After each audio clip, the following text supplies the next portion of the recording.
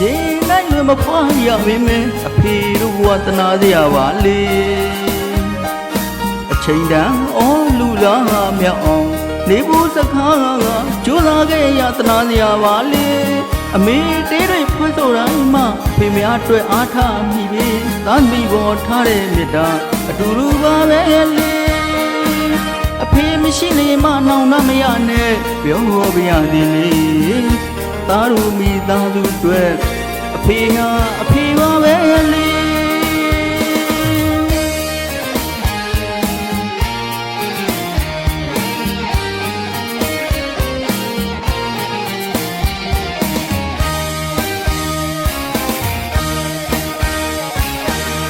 အချိန်နဲ့အရွယ်ရောက်အဖေရှာတွေ့ခဲ့လေ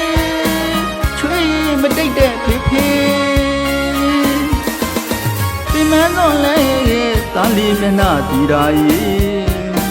သမီးလေးမျက်နှာစိတ်ဆန်းရဲ့ကြားတဲ့နေပြည့်လက်တွေသားတို့အတွက်မဟာရန်ကြီးပါပြီလောကလူသားတိုင်းရဲ့